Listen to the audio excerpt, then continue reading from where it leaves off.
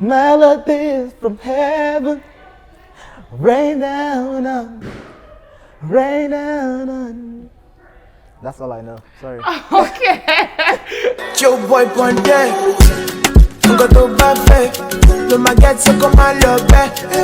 Body on check. I thought I don't mind the bad Hey everyone, welcome to the second episode of Keeping Up with the Creatives.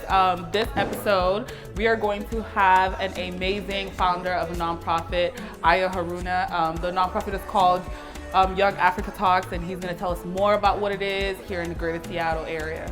You're not going to introduce yourself? What if we have like new subscribers? We have new fans, you know what I'm saying? We a celebrity, you know what I'm saying? We got new fans. And for those of you that this is your first video, we are your hosts. I'm Tracy.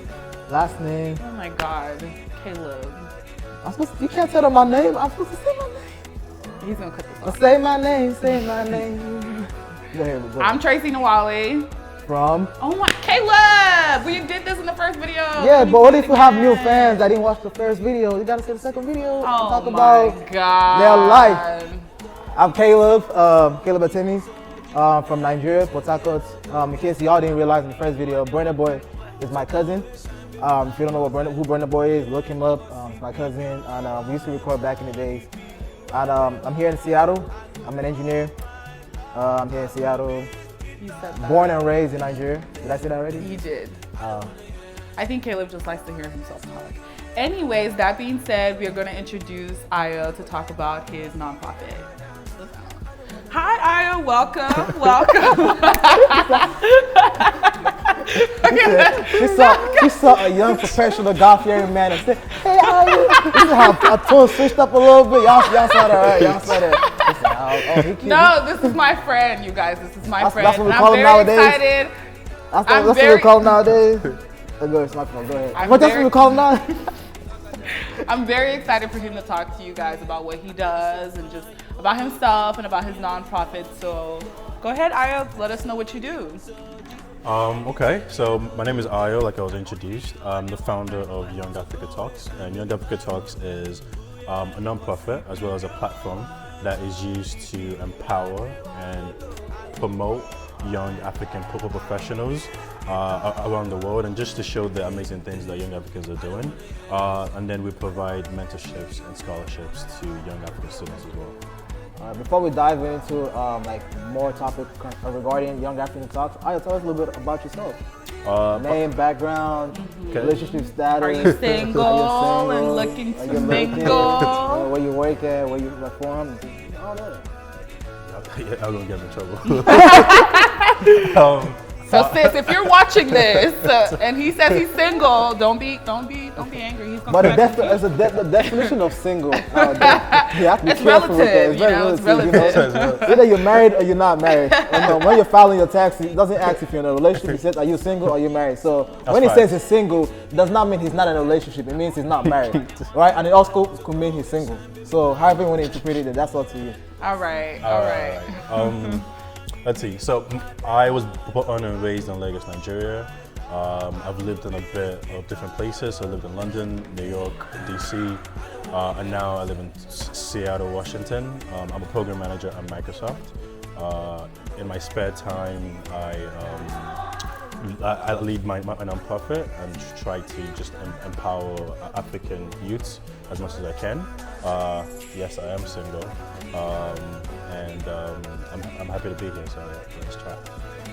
That's amazing. You hear that, guys? You hear all the things that he does, and he's out here making money, okay? And giving that money away to younger Africans. Like, what else could you ask for from someone? That being said, we're going to dive in and talk more about Young Africa Talks. Okay. Tell us the background of this nonprofit and how it started, how the idea even came to you in the first place. All right, cool, definitely. So when I was doing my master's thesis, I found out that I had to write a 50-page paper. And You said 50? Yeah. Wow. And then I quickly realized it has to be something I was passionate about, or something I wanted to write about. Because if I'm gonna write about something that's that long, it has to be something I actually enjoyed. Right. So I started researching, and I learned about this thing called brain drain, right? And basically it's the migration of kind of skilled workers from one place to another. So I focused on brain drain in Africa and how like Africa's best resources, it's the talent and the brain, and most of it is outside, like the continent. So that kind of took me into me researching how well like young Africans are doing in the world, our impact around as well. Being able to realize, I don't know if you guys, there was a stat that there's about 0.05 doctors per 1,000 people in Nigeria, but in America there's over 20,000 Nigerian doctors. So for me that was like fascinating. So as I was writing my paper, I wanted to do more to be able to kind of just show like that we are killing it, and then that kind of evolved into what Young Africa Talks is now. Okay, so give us a little timeline of when did that start? Okay. How long has Young Africa Talks been around? Okay, so the platform itself started, like I said, when I was doing my master's. So that was around like March 2018. Okay. And then back then, I was going to school in Jersey, so me and my friend would drive to Philly or drive to different states and would interview like young Africans like doing amazing in like the community, and then we'd post it on YouTube. So I did that for a little bit, and then after I graduated, I decided to go to London for a couple of months to visit my family. So I wanted to keep it going. So what happened was I told a friend to send me a video of like, what's my name, what country you're from, what do you do, and then end it with I'm a young African professional. And then she did it, she sent it to me, and then before I knew it, like a bunch of people started sending me videos and they wanted to be a part of it and they wanted to do that. That went on for a couple of months, and then I moved to Seattle and I realized I wanted it to be something that's more like just like official and major. So I went through the process of like registering it as like a non-profit, and it became a way for me to like make impact like that. Right, so it's a legit registered non-profit. 501c or all of that, it's registered. That's amazing. In the state of Washington and all that, so yeah. What's been like the hardest part about getting this up and going? I know you said you moved from like Jersey, and like you went with your friends to Philly. How did you like source out talents in the different locations that you went to, and what's the hardest part, like reaching out to them and creating a platform for their voice in the head? Absolutely, I think it's easy to find people because, like I said, young Africans are killing it. We're right? everywhere. Like, we're literally everywhere. We're killing it. Did y'all see that new like Google commercial with like pretty much saying that the world is nothing without Black people? That's really how I feel right now without young African Americans. Like, absolutely, we're like, everywhere. Every field, every sector, like we're killing it. So that was easy. What's been hard is one kind of. Like I said, I've moved from different places, so being able to curate, first most of the people I catered to was people on the East Coast, right? Now I'm catering more to like Seattle folks. Right. Something I also like, I guess, like miss is I used to have like a core group of friends who used to like help me do everything. So doing the fact that I've moved away from them has been like quite difficult, but it's also been awesome because they still, for example, the website was created by my friend. Like I told him my idea and like he did it. The person that handles the social media page is a friend as well.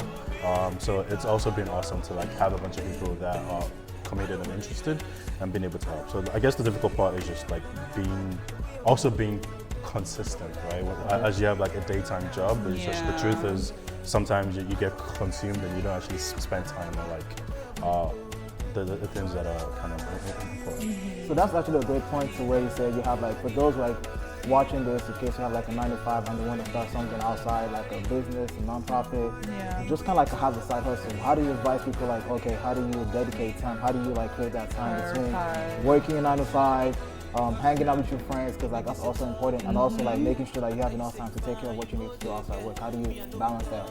Absolutely. So I think the first thing is like realizing that like you don't own like a day job. Like a day job, like it's not yours. Yeah, you're doing it and you're like you want to do it well. Yeah. But you're not. At the end of the day, like someone else is making money for all the efforts you make, right? Your side hustle and your business is something that's yours. It's something you could own. Right. It's something that like when you also do stuff, you get like more passion. Like I get more excited when I roll out different ideas for like Young Africa Talks, when I do different things, or when I did the scholarships and stuff like that. So that's why it's important to like put in time or find time to put, because you get more just return on investment, and then it becomes your brand as well. So I'll tell you a quick story. My friend went to a conference in Minneapolis, I think, and she like texted me. She's like, "Oh, like I was wearing your shirt, Young Africa Talk shirt," and like a bunch of people came up to me. They were like, "Oh, like I know about that, blah blah blah." Like, it's wow. The shirt. So like that's kind of cool. Like and then and then I went, ladies, points. And then I went to NSB as well. I'm like. What's NSB?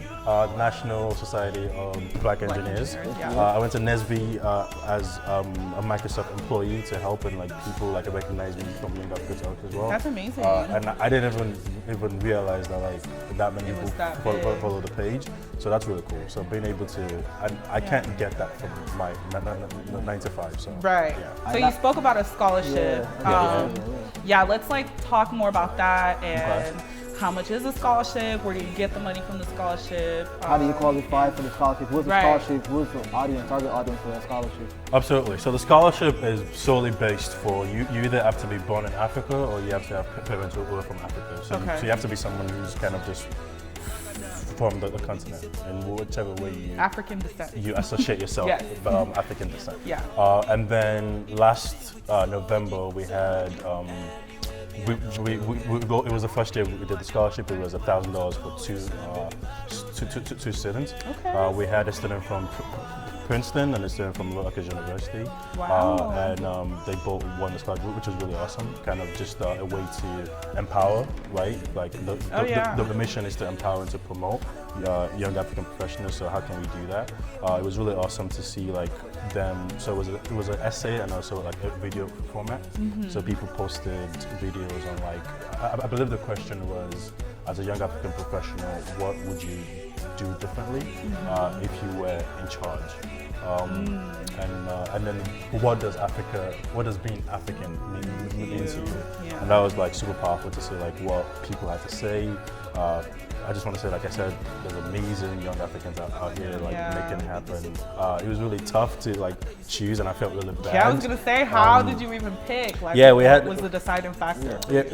We had a panel of judges, and I think the deciding factor was just like people who not only talked about like what they aspire to do, but like what they've done. Right. What they're like doing currently, now. like you're not too young to make a difference. Absolutely. Right? So like while in school, like what have you done? And then like because I can believe that you're gonna do what you say you want to do by the track record of like what you currently do. Right. So that was like the biggest factor. And then someone who just already kind of has an idea of like how they want to impact like the world in general. I don't want to impact Africa, where it's not kind of like something you're still thinking about and like you're still not sure. Right. So that was the deciding factor. We're hoping to make it bigger and like just a little larger this year. That's actually that leads me to the next point. Where do you see this going? How do you plan on expanding? What is your vision? Plan on reaching out to like the continent and stuff, how to get people involved from the continent and stuff, and not just those in diaspora? Absolutely. So one of the things I like, I realized that a friend told me. A friend was like, $1,000 for American students, good, it's great. Like for student, like $1,000 scholarship is great. But like, if that money was to go to someone that was going to school in Africa, like that could probably pay their tuition, right? So that's something I'm looking into as well. Is how do we make sure that we promote this to students and kids on the actual continent, where they feel empowered to apply as well. So I think that's really powerful. And then for me, it's just kind of like I said, keep consistent with the messaging, the scholarship, making it bigger, making sure that people who need mentors and people who want to get mentored are being like partnered with the different like Africans, and then being able to get like you guys involved as well, like getting like my like network. I think that's one of the things I like missed that I should have done last year is basically utilizing the network that I had to make this as big as it could. So that's one thing I'm trying to do this year. Yeah, so for those out there that are not in the Seattle area and are in the Seattle area that are young professionals, how can they help, grow Young Africa Talks? How can they donate for the scholarship? Like what process do they have to go through? How can they support? Exactly, because I'm sure people out there, this is such a great initiative. How can they support it? How can you support? Just follow the social media handles on Instagram and Facebook. Continuously engage. I love when people engage. That's really awesome. I remember when there was a crisis going on in a country in Africa, I forgot the country, and someone actually messaged me, someone was like, you've been quiet on this, I'd like to hear your page say something. And I'm like, that was a shocker to me. So people actually care, what we do. That was amazing. Yeah. And the other day as well, someone sent a message about a picture that we posted, and someone was like, I'd like to see you post more just empowering African pictures, not just kids and people needing help and stuff. And that was really, I was the feedback was taken. So being able to just engage on the page, join in the conversation. I see that as a conversation. And then in terms of being able to also send in your videos. If you're doing anything cool, anything awesome, if you're contributing to your community in any way, send in your videos. We would love to post them. We'd love to connect you with different people. And then in ways where you could donate, there's the website as well. So going on the website, we have a page where you could definitely donate on. If you're someone that works at Microsoft, for example, it's on the aka.ms/give. So when you donate, it's doubled. So that's awesome. Yeah, because they match whatever you donate. So it's matched 100%. Yeah. So you donate $100. And most companies do that. They match your donation. The organization gets $200 and stuff like that. Yeah. So being able to, there's different ways you can donate as well. And you can always reach out to me or send a message to the page or the email as well. Yeah. And that goes out to everybody watching. If you have if you're doing something great or you have any feedback or any way to help out Ayo, the link to his website and his social media page is going to be below. And you can definitely just click on the link, reach out to him via social media. You can email him. Just if you have any ideas, if you're doing something that you feel needs to be recognized, or a friend, or somebody, you have to be a friend. We're all here to help each other grow. Yep. Being out from the Diaspora continent here, even back home, if you know people back home that are doing things for me, because every time on Twitter, I see the different talents that we have, even back home, and I'm from Nigeria, even back home in Africa, there's a lot of talents out there, and I feel somebody needs a spotlight. Definitely reach out to Ayo and just talk, and he probably makes something happen. And social media is very powerful. Once you get out there, you never know who's gonna see you, who's gonna see your video, who's gonna want to support you. Absolutely, it's real. Yeah. There was a situation where there's a young Nigerian tweeted. So he takes pictures with his iPhones, and it was really cool, and it was hey, I just wish I had a professional camera. And we did that, we made it happen. Sent some money to buy a professional camera. So the point is to empower people and to empower you. That's amazing. So how do we make that happen? If you're interested, if you know people who are doing amazing things, if you're doing amazing things, like I said, just I feel we're not I feel young Africans are not the future, people say, we're the present. And I just want to showcase that and make that happen and make that a reality. Yeah. Y'all hear that? We're not the future, we're the present. Yeah, so that was powerful. We're making it happen. Was powerful. We're making it happen. So do you have any closing remarks, any advice to people out there that do want to start a nonprofit, how to even go about it? One, you have to be really passionate about what you do. You can't fake it. If you don't like it, if you're not passionate about it, you're not gonna put in the effort. And even if you put in the effort, people can see because it's a nonprofit, it, right? You're not making money from it. You're not making money, so you have to love it. It's work. You have to love what you do. You have to love the impact that you make. You also have to be someone who doesn't get discouraged easily. If something doesn't pan out, if an idea doesn't pan out, be ready to pivot, be ready to make it happen, and then have different people around you who you can utilize to bounce idea off of. People who genuinely want to see you and like your idea and your project succeed. So like I call them your like. I feel like you have different friends for different reasons. I have my friends who are like my fans and my like people that advocate for me. Yeah. So if I have an idea, like what do you think about this? If I have something, I send it to them. They get me excited more about it than I get about it. So being able to just have like awesome people around you as well is very important. Yeah. Like surround yourself by people that like-minded. Like my mom always says, like show me your friends and I'll tell you who you are. So it kind of like boils down to that fact that if you want to get somewhere, you got to surround yourself with people that have the same mindset with you, that can help you grow as a person. They might not be able to see your vision, but they trust you enough that your vision is gonna go places, so they support your vision. They might not know how you're gonna get there, because at the end of the day, it's your journey, it's your passion. Nobody can feel the same passion that you have, but you need friends around you that are gonna make sure that fire keeps on burning and keep on grinding, whatever it takes. Absolutely, that's powerful. So this brings us to the end of this episode. Like we said initially from the first episode, this is just a platform for your voice to be heard. If you're doing something in the greater Seattle area, definitely reach out to Stephanie. My information is also going to be below. Our information will be below. My information will be below. My information will be His below. information will be below. Everybody's information. Even the guy making this video his information in the lapo. So if you want to shoot your it's gonna shot, be there. Oh, definitely. Kobe, oh yeah. if you want to shoot your shot, Better come correct. Reach Come out. correct. Reach Come correct. out. We got a lot going on for yourself, so you can't just come Exactly. Going up. what you have to offer me. Nobody wants that. Exactly. So definitely make best use of this platform. Reach out whenever you can. Show us what you have going on in Seattle. Show us what you got going on even outside Seattle. Anytime you know you're going to be visiting the Seattle area, we can probably schedule something to have a talk with you and make your voice heard. Yeah.